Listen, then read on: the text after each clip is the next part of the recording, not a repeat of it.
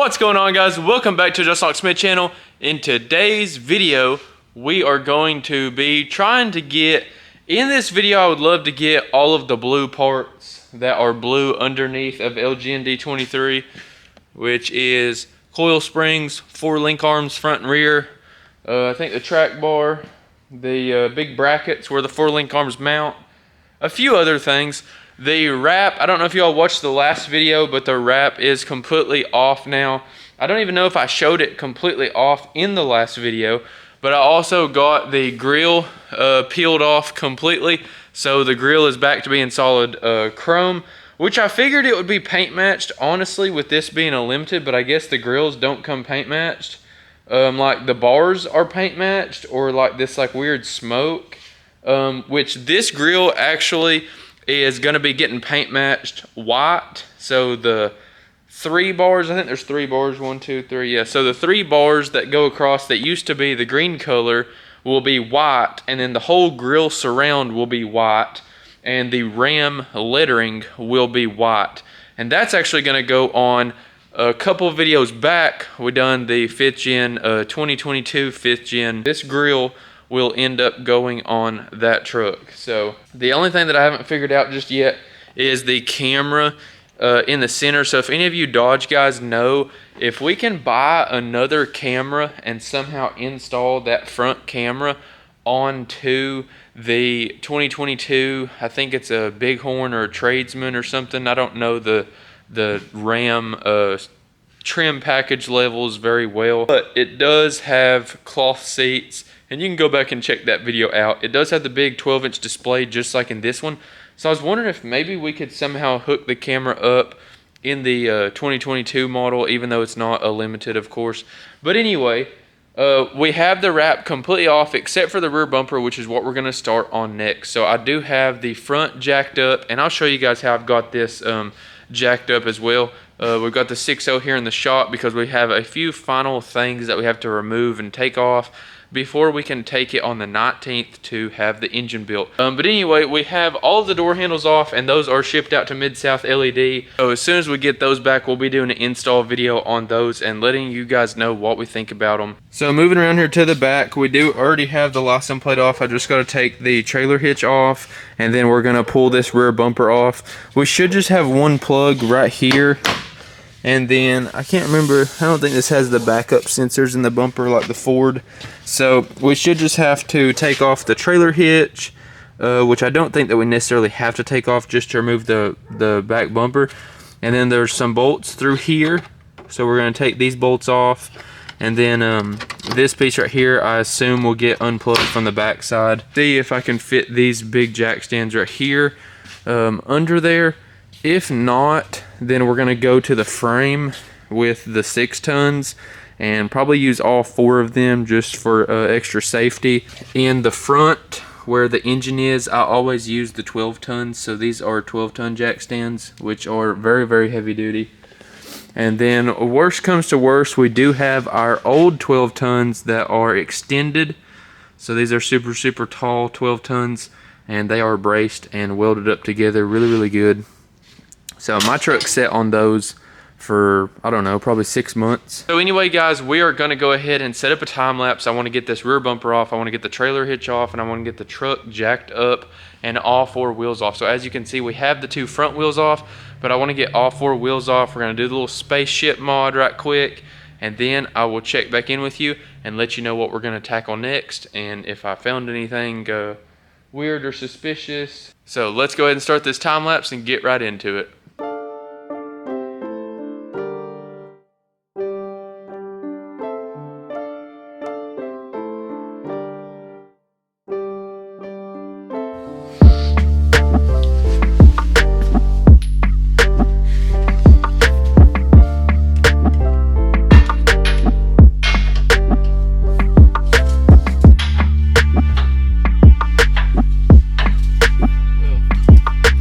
Those were loose.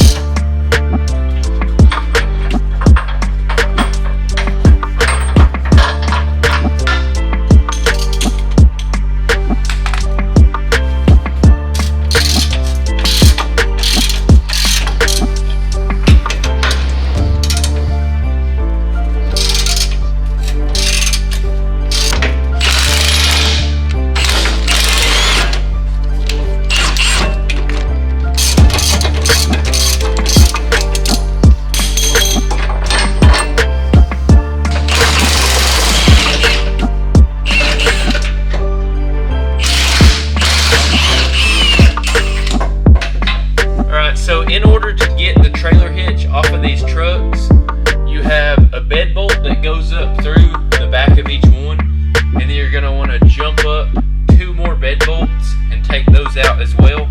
And I jacked it up. You only have to jack it up, I would say, about an inch to 1.5 inches, and then you can pull this trailer hitch right off.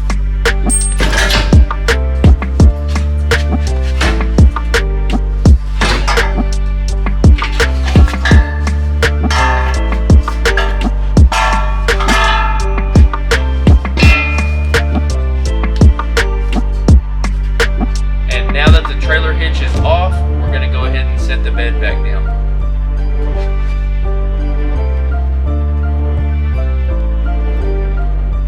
Alright, so now that we have the trailer hitch and the rear bumper off, we have exposed frame rails, which is where we're going to jack the rear of the truck up by the axle and get it completely up off the ground quite a bit. And then we are going to slide the jack stands underneath the actual frame rail on each side. So right here are the exposed frame rails, which we are going to put the jacks on. So you don't want to go like right here, back here at the end. You want to go where it's boxed. So we're going to go right in there. I'm also going to go ahead and remove this exhaust tip right here. We're going to leave the exhaust pipe itself. I'm just going to remove that tip. It's going to make things a lot easier. And he has a new tip that's going to get powder coated and installed. Going to go ahead and get this trailer hitch out of the way and clean up some of these tools, organize my bolts in Ziploc baggies. So I'm going to go ahead and get those bolts organized, get those bags rode on, and then we're going to start jacking this thing up to get the rear wheels off. So enjoy another little time lapse right quick, and I'll talk to you whenever we get the wheels off.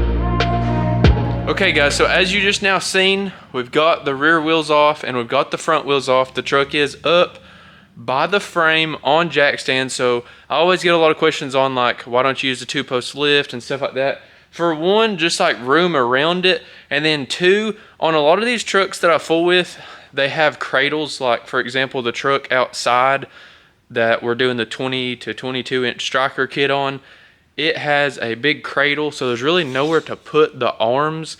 And a lot of these trucks that I fool with are super wide, especially mine.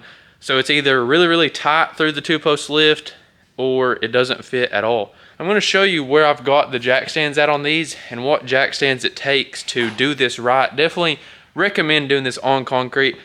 Before I had concrete and stuff like that, I've done this in the gravel, I've done this in blacktop, stuff like that. It's dangerous, but if you're working in blacktop, one tip that I do have is you can go get any gauge sheet metal, a big like measure the base of your jack stand, whatever jack stands you're working with, and go get you a big sheet of sheet metal, and then your jack stands won't sink into the blacktop, especially on a hot day. I actually had a friend of mine, Charles, I'm sure y'all have seen him on the channel, his truck fell off the jack stands because he was working with jack stands on blacktop on a hot day, and the jack stands actually sunk into the blacktop and tipped over and the truck fell over. But anyway, I'm going to show you these jack stands where I've got them right now. So like I showed you guys earlier, right here are the 10-ton high pin. These are the SunX HD 10-ton jack stands. If I can find a link to these, I will link it. I want to say that these things are getting really hard to find. I bought these probably 2 or 3 years ago. But these are 10-ton capacity and they are right here directly on the frame, guys. So this is not going nowhere. I appreciate everybody worrying about my safety, but this should be good. Of course, hopefully nothing ever happens to me, but this should be good. And then right here on the axle itself, we have these jack stands, and then we have all this room beside of the truck without having a 2-post lift to go back and forth, because a lot of the time I'm doing powder coat or I'm having to remove these whole axles. And with the space that I'm working in right now, which is a really good size space, but it's nice to have room on both sides of the vehicle. So we've got this thing up with the wheels off. We're going to start removing stuff. This sway bar right here is getting powder coated. I think I'm going to go ahead and build him some custom links, because these sway bar links, guys, look at that. That's pitiful. So I think I'm going to do some small DOM tubing with some heim joints and go ahead and build some heim joint sway bar links. And then right here is the track bar. We will go ahead and measure that from hole to hole, and then we will know exactly what length to set that back at. Same thing, we're going to take those faceplates off. We're going to actually send those to Speed Sport Chrome and have the Flight Fab faceplates chromed out. So we will measure the top link arms and the lower link arms, just so we can set those back to the same length, so everything will be in proper alignment. We also have to take off the differential covers, so we will have to pick up some differential fluid. All right, so with that being said, I guess I'm gonna throw up another time lapse and let's just get some stuff off of this truck. I don't really know what, I'm just gonna go ahead and tackle it. I know I wanna get both sway bars off, because then that's something to where I can start piling up here in front of the truck what all is going to powder coat, and getting everything together that's going to powder coat, because it's pretty much going to be everything except for the axles. I'm not sure about the rotors and the calipers just yet, but literally pretty much everything but the axles is going. So at this point, it doesn't matter where we start. I usually start in the front. On this one, there's not very much in the back since there's no coil springs, they're just bags, so those obviously aren't getting powder coated. So I think I may knock out the rear first. So we'll get that tip off, take the sway bar off, get the measurements for the end links where we can build some new ones, get the differential cover off. We already have the trailer hitch off and the actual hitch itself. We're gonna go ahead and get the rear, everything removed and ready to take to powder coat, and then I'll talk to you guys after we get that stuff done. So now I am breaking loose these jam nuts before we actually remove these, because while they're mounted on the vehicle, is the easiest way to loosen up these jam nuts on these crawler joints.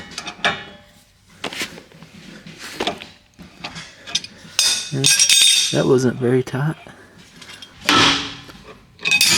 There we go.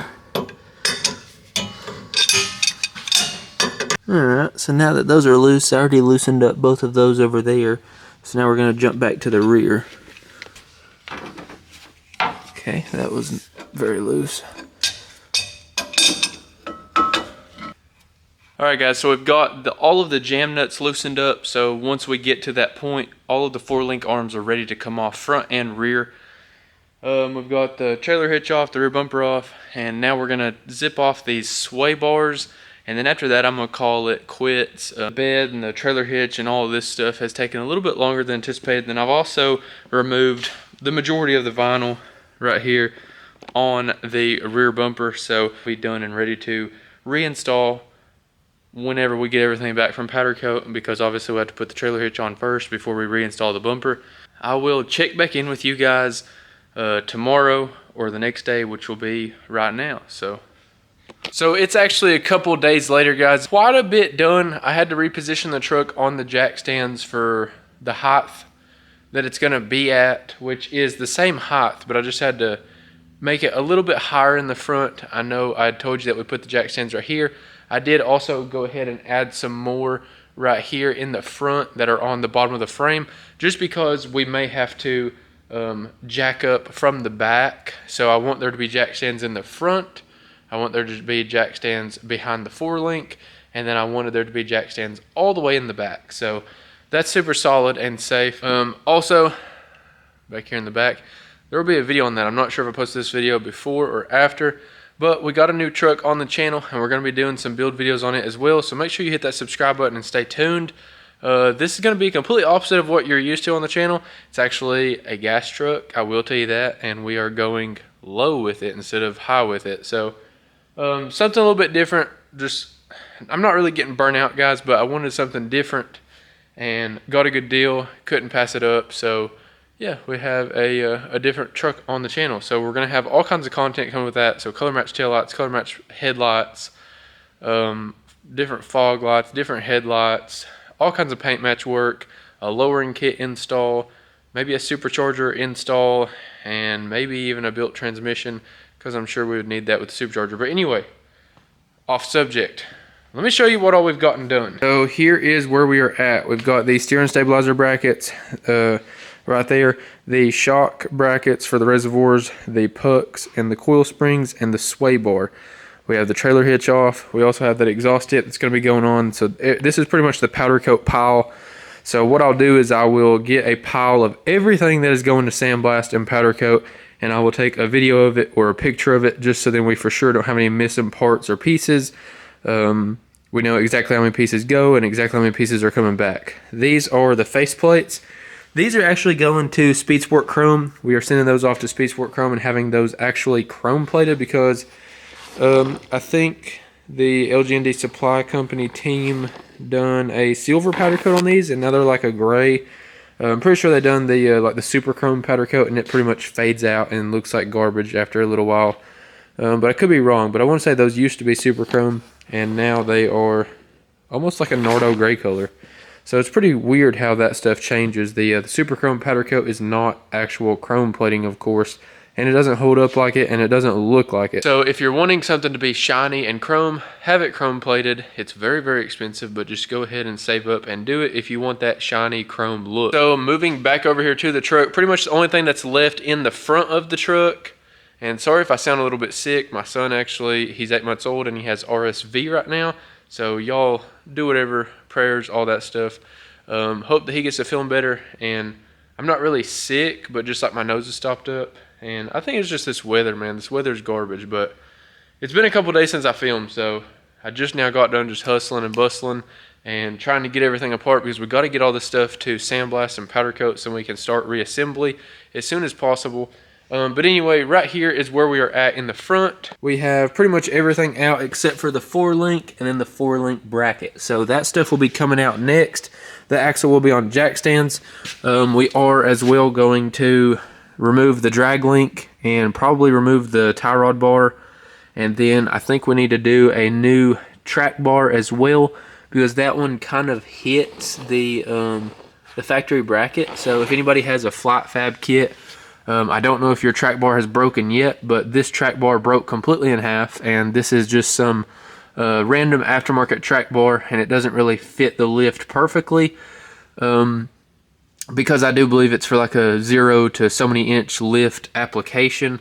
But anyway, the flight fab track bar broke completely in half. The joint on it broke completely in half and just kind of left us hanging, so that sucks. But anyway, we're not going back with a flight fab track bar, so we won't have to worry about that happening. We're either going to hit up maybe PMF or Striker. Striker fools a lot more with the Dodges, so probably hit up Striker on that and see if they can't get us a track bar for a 0 to 4 inch lift or 2 to 4 inch lift or whatever. That will work with that factory track bar bracket. So we have to take off the track bar and that track bar bracket over there, the 4-link and the 4-link brackets, and then I'm going to talk to the customer about doing some crossover steering, so then these steering components will be powder coated, and that will look really, really good. So like I said, right here is where those jack stands are, right there in the notch on the frame. So if I do jack up from the rear, it's just gonna push down onto these jack stands and continue jacking up in the back. It's not gonna go forward, backwards, left, right, nothing like that. So yeah, not got as far along as I planned, so I want to go ahead and cut this off, and there will be part 4 next. So this is part 3, episode 3. So I hope y'all enjoyed part 3, episode 3, and I hope y'all tune in for episode 4, where we will be literally, everything should be taken off. We'll have a big parts pile. We'll take it all to powder coat and probably pick it all up at powder coat as well. So that video will be up in a couple of weeks when all of that is actually done, has been dropped off, has been picked up, and then we'll do a video on that, and then we'll probably do part 5 for actually reassembly. We'll just kind of go as we go and just see how it goes. But anyway, that's going to be all for today's video, guys. So I hope you all enjoyed it. Don't forget, get down there and click that like button. Drop a comment with any questions or concerns. Always remember, everybody starts out as nobody, and I'll see you in the next one. Peace.